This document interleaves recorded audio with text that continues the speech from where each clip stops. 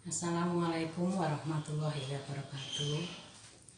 Anak-anakku semua, marilah kita mengadakan bimbingan kelompok dengan materi belajar yang efektif. Kalian sudah tahu bahwa belajar itu adalah merupakan tugas sebagai seorang pelajar, dan belajar adalah merupakan kewajiban sebagai seorang pelajar. Sehingga kalau ada pelajar yang malas belajar, itu aneh sekali.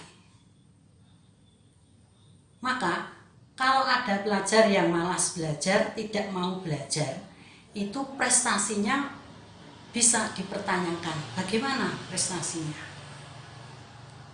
Sehingga pelajar itu sebagai status pelajar itu mau tidak mau, suka atau tidak suka, mestinya harus belajar, dan belajar. Bagaimana? Kalau kita tahu bahwa di sekolahan misalkan, sekolahan diberi pelajaran dengan materi pelajaran yang sama.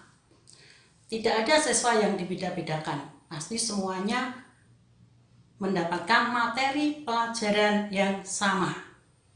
Kemudian waktunya yang diberikan kepada siswa itu pun juga sama, dari jam pertama sampai jam terakhir. Namun pada akhirnya nilai yang dicapai, prestasi yang dicapai oleh masing-masing siswa itu berbeda. Nah, kenapa berbeda prestasinya? Ini karena disebabkan bahwa ada pelajar yang sungguh-sungguh dalam belajar, tekun dalam belajar. Namun ada sebagian siswa yang hanya santai-santai saja, malas-malas belajar. Ya, sehingga hal ini harus kita hilangkan. Maka bagaimana cara kita untuk belajar secara efektif? Antara lain yang pertama adalah satu, yaitu belajar secara kontinu, belajar setiap hari. Nah, luangkan waktu untuk belajar 1 jam, 2 jam. Kalau punya konsentrasi yang penuh, insya Allah hasilnya akan bagus. Kemudian yang kedua adalah mengenali diri sendiri. Apa itu maksudnya mengenali diri sendiri? Maksudnya bahwa kemampuan dari masing-masing siswa itu berbeda-beda. Masing-masing siswa harus tahu menilai dirinya sendiri. Kapan waktunya, bagaimana kondisinya, agar supaya bisa belajar secara konsentrasi, secara fokus. Itu yang pertama. Kemudian yang kedua, mengenali karakter dari masing-masing mata pelajaran. Ada mata pelajaran yang membutuhkan logika. Kemudian ada mata pelajaran hafalan. Yang ketiga adalah mata pelajaran terapan. Contoh, misalkan pelajar itu belajar matematika. Belajar matematika ini adalah perlu logika. Nah, sehingga untuk belajar matematika menggunakan logika itu perlu latihan terus dari berbagai macam soal. Kemudian contoh lagi misalkan belajar IPS atau PPKN. Ini adalah membutuhkan hafalan.